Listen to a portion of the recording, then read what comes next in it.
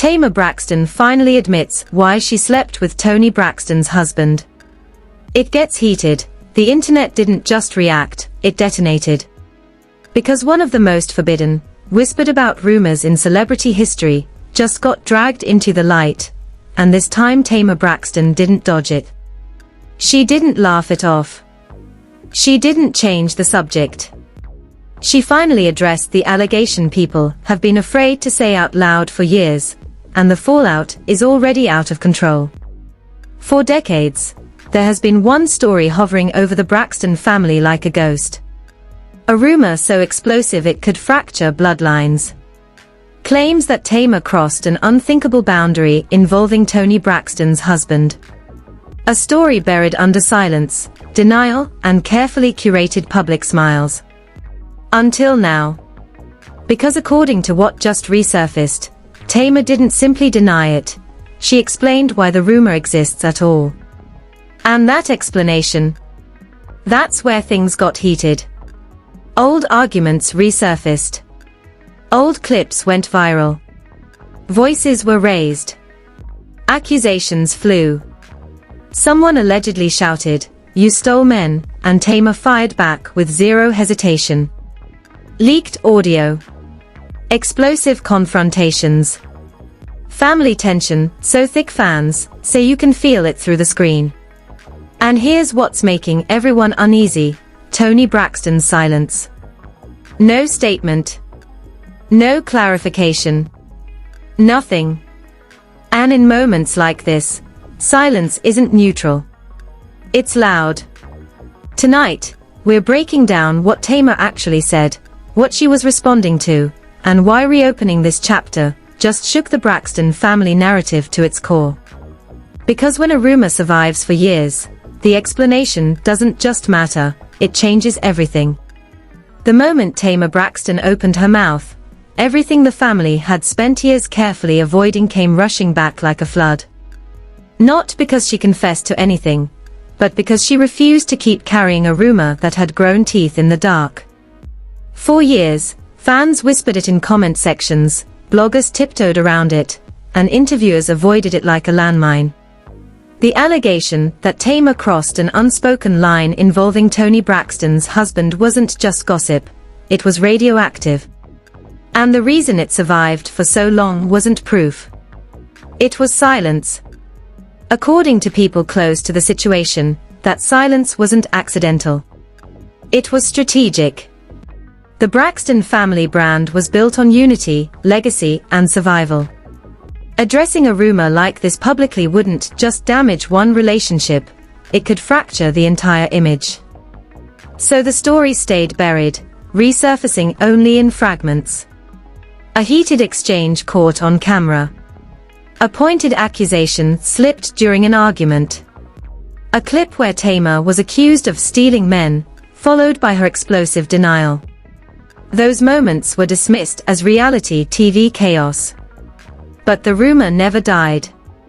It just waited. What reignited it now wasn't a tabloid exposé, or a leaked document. It was Tamar's tone. According to fans who watched closely, this wasn't her joking self. This wasn't deflection. This was frustration that had been fermenting for years.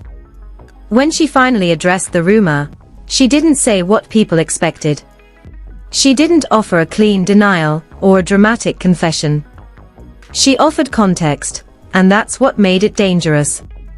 Tamar reportedly challenged the way the story had been flattened over time. She questioned what people meant when they said slept with. She pointed out how proximity, emotional access, and blurred boundaries inside a tight-knit family can be misinterpreted when outsiders reduce everything to scandal. According to her framing, the rumor grew because nuance was never allowed to exist.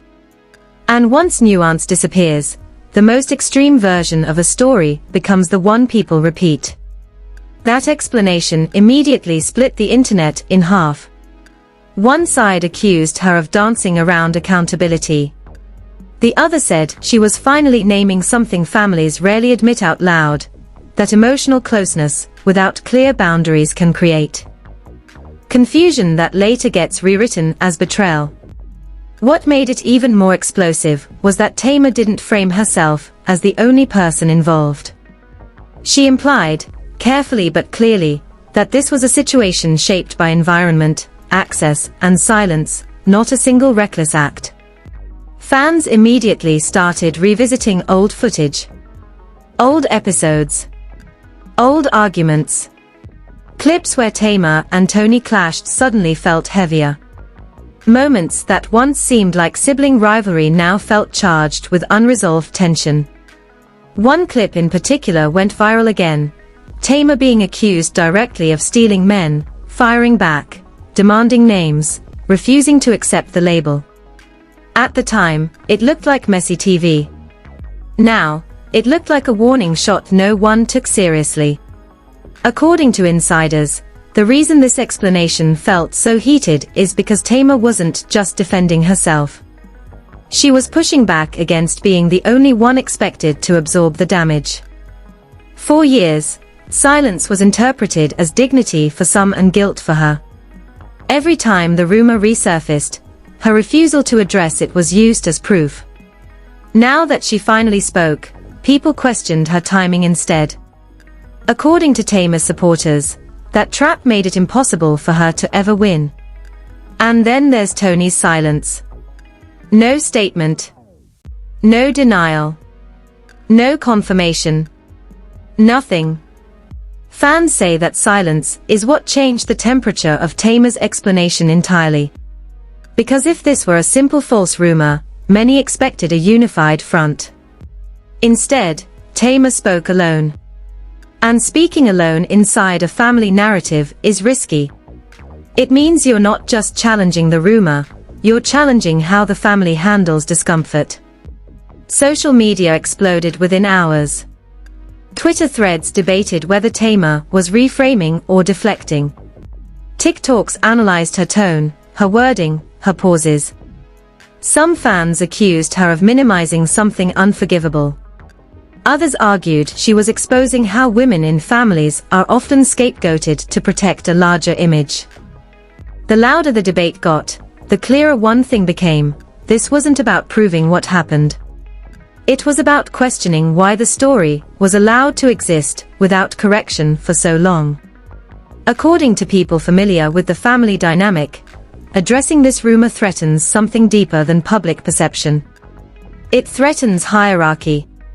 It forces questions about who gets protected and who gets labeled. Tamar's explanation suggested that loyalty in the family may have meant silence, not clarity. And once that idea enters the conversation, it can't be removed. What made this moment especially volatile is that Tamar's tone wasn't apologetic. It was assertive. She didn't beg for forgiveness for something she insists was misunderstood. She demanded nuance. And nuance feels like a threat when the public has already chosen a villain. Fans noticed that immediately. This wasn't a woman trying to smooth things over. This was someone exhausted from carrying a narrative she says was never accurate to begin with. Insiders say that behind the scenes, this explanation reopened old wounds the family never resolved privately. Conversations that were postponed. Boundaries that were never clearly defined. Emotional closeness that was never questioned until outsiders turned it into scandal. According to Tamar's framing, the rumor wasn't born from desire. It was born from confusion and proximity, later rewritten into something much darker. That implication alone sent shockwaves through fan circles. Because once you suggest the environment mattered, responsibility becomes shared. And shared responsibility is uncomfortable. It challenges the idea that one person can be blamed while everyone else remains untouched. It also explains why the rumor was never addressed head-on, because addressing it might have forced conversations the family wasn't ready to have. Now the narrative has shifted. Fans aren't just asking whether they believe Tamar. They're asking why this story survived without clarification for years. Why silence was allowed to harden into assumption. Why only one sister carried the weight of something that involved multiple adults and blurred lines? Tamar didn't answer those questions directly. She exposed them. And exposure is far more destabilizing than denial. As the dust settled from her explanation, one thing became clear: this chapter isn't closing. It's opening wider. Because once you introduce complexity into a story built on scandal, nothing stays simple anymore. And according to insiders, what Tamar said next, in private, not public, suggests she hasn't even scratched the surface yet. There are more layers, more context, more uncomfortable truths about how this family handles conflict and silence. And that's why this moment feels so heavy. Not because of what was admitted or denied, but because of what was finally questioned. And as fans brace for what comes next, one thing is certain. This story isn't about a rumor anymore. It's about what happens when silence stops protecting everyone equally, and the truth starts demanding space. Once Tamar's explanation hit the public, the situation stopped being about a rumor, and turned into a pressure test of the entire Braxton family dynamic. Because what she said didn't just challenge the accusation, it challenged the silence that had protected everyone else for years. And that silence, it started cracking in places fans didn't expect. Within hours, old footage resurfaced like clockwork. Clips fans had ignored, laughed off, or written off as reality TV drama suddenly felt sinister. Arguments between Tamar and Toni that once sounded like sibling tension now carried subtext. Long pauses, side glances, moments where conversations stopped just short of clarity. People started asking why certain topics were always redirected, why specific questions were never answered, why the same accusation kept surfacing without ever being fully addressed. The internet doesn't forget, it waits. Insiders say Tamar knew exactly what reopening this would trigger. According to someone close to her, she didn't speak impulsively. She spoke because the narrative had become permanent without her consent. For years, her refusal to engage was treated as guilt. Her emotional reactions were labeled defensiveness. And every time the rumor resurfaced, she was expected to absorb the blow quietly for the sake of family peace. That peace, she allegedly decided, had come at her expense. As the debate exploded online, a new layer emerged: alleged private conversations that painted the family environment as emotionally tangled long before any rumor took shape. According to multiple anonymous sources, the Braxtons weren't just a family, they were an ecosystem. Constant proximity, overlapping personal and professional lives, partners always around, boundaries blurred by familiarity and trust. Tamar's explanation suggested that this environment created situations that were later misunderstood, not because of malice, but because no one ever stopped to define lines clearly. That framing set off alarms. Because it implied the rumor didn't originate from one scandalous act, but from a series of moments no one wanted to examine too closely. Emotional access mistaken for intention. Proximity mistaken for desire. And once those assumptions escaped the family bubble, they hardened into something ugly and unmovable. Fans immediately split again. Some said Tamar was rewriting history. Others said she was finally explaining what everyone else was too afraid to acknowledge. Then came the alleged, heated exchange fans have been whispering about for years. A confrontation that reportedly happened off-camera, but was referenced indirectly during a family argument. According to people who claim knowledge of it, accusations were thrown bluntly. Tamar was allegedly told she'd crossed lines. She allegedly fired back demanding specifics, names, timelines. None were provided. That moment, according to insiders, became the blueprint for the years that followed: accusation without clarity, silence without resolution. Social media took that idea and ran with it. Twitter threads argued that if something truly unforgivable had happened, it would have been addressed decisively long ago. Others countered that family loyalty often prevents confrontation, not because nothing happened, but because the fallout would be catastrophic. That's where the heat intensified. Because now the conversation wasn't about belief, it was about motive. Why protect silence? Who benefits from ambiguity? And who pays the price? Toni's continued silence became the focal point. Fans dissected it mercilessly. Some interpreted it as dignity. Others as discomfort. Others as strategic restraint. But very few saw it as neutral.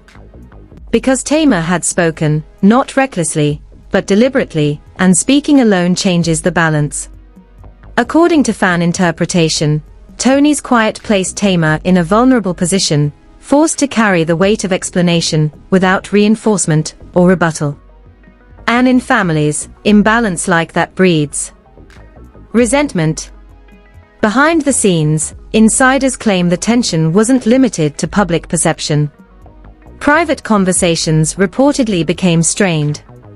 The family, long known for keeping disputes internal, now faced a situation where the internal was bleeding outward.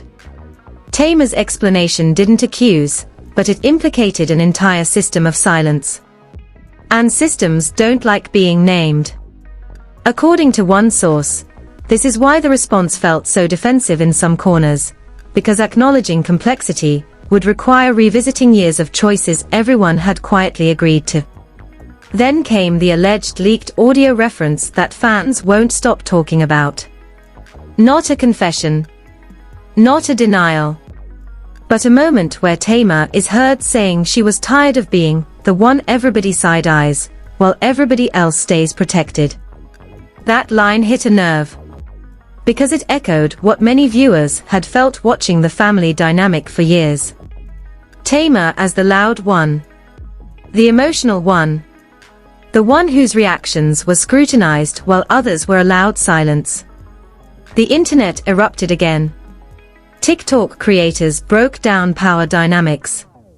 Commentators pointed out how often Tamar was framed as chaotic while her grievances were minimized. Old interviews were replayed where Tamar hinted at feeling misunderstood within her own family. Suddenly, her explanation didn't feel isolated. It felt cumulative. Like the final release of something that had been building for a very long time. What made this moment especially volatile was Tamar's refusal to play the expected role. She didn't cry publicly. She didn't apologize for rumors she says weren't true. She didn't ask for forgiveness. She asked for accuracy.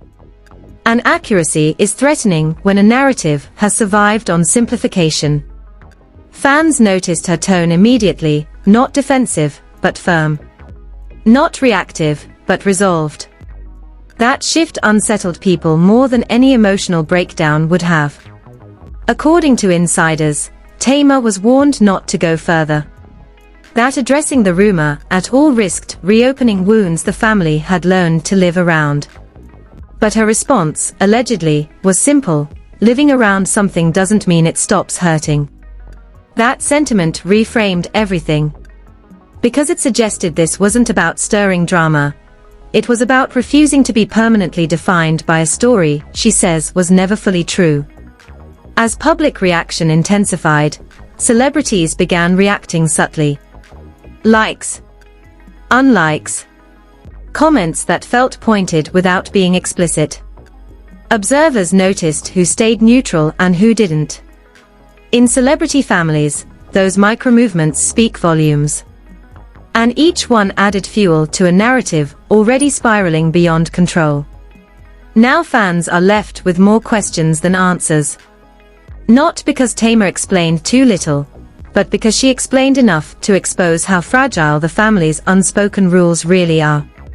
Once those rules are questioned, everything becomes unstable. Who decides what gets addressed? Who decides what stays buried? And why does one person carry the longest shadow? As this chapter deepens, insiders say the most explosive detail hasn't even been spoken publicly yet. Not because Tamar is hiding it, but because once it's out, there's no going back to silence. And right now, the family appears frozen between protecting the past and confronting it. Because once a narrative shifts from scandal to structure, the damage isn't loud, it's permanent. And the next move, whoever makes it, will decide whether this family closes ranks again, or finally lets the truth disrupt the peace it's been protecting all along. By the time the third wave hit, it was no longer about whether the rumor was true or false. It was about what the family chose to do with it now that silence no longer worked. Because Tamar didn't just reopen a conversation. She altered the rules of it. And once those rules shifted, every reaction, and every non-reaction, became evidence in the court of public opinion. Insiders say the atmosphere behind the scenes turned icy. Not explosive. Controlled. The kind of tension that doesn't scream, it calcifies. Tamar, according to people close to her, stopped trying to smooth things over. She didn't demand apologies. She didn't chase validation. She did something far more unsettling. She stood still. And that stillness made everyone else uncomfortable.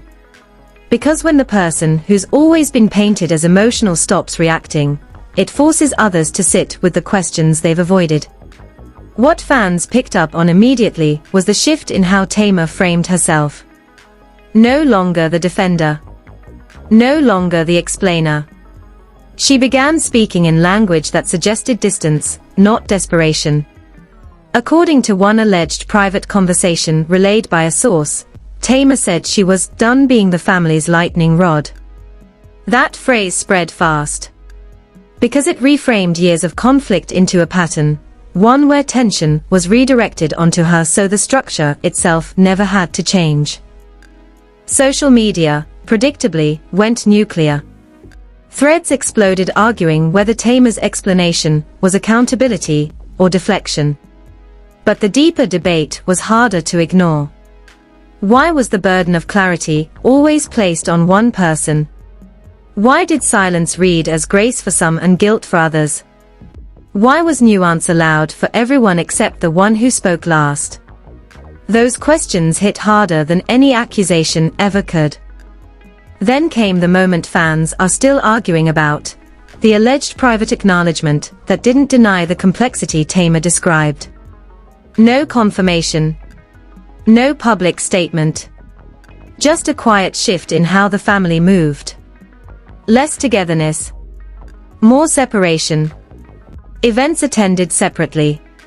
Interactions minimized. Observers noticed it immediately. Because when a family closes ranks, it's loud. When it pulls apart quietly, it's telling. According to insiders, Tamar wasn't trying to expose anyone. She was trying to exit a role she never volunteered for. The role of scapegoat. The one who absorbs discomfort so others don't have to address it. Her explanation didn't accuse individuals, it accused a dynamic. And dynamics are harder to defend against, because they don't belong to one person. They belong to everyone who participates in them. That's why Toni's silence continued to loom over everything. Not as proof of guilt. Not as proof of innocence. But as a strategic pause. Fans debated whether that pause was protective, exhausted, or deliberate. But one thing became clear. Responding now would require choosing a version of the story.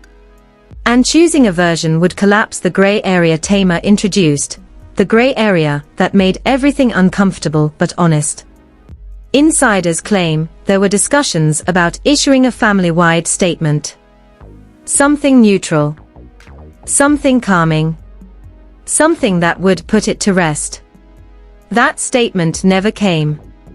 And according to sources, the reason was simple: no one could agree on what rest meant anymore.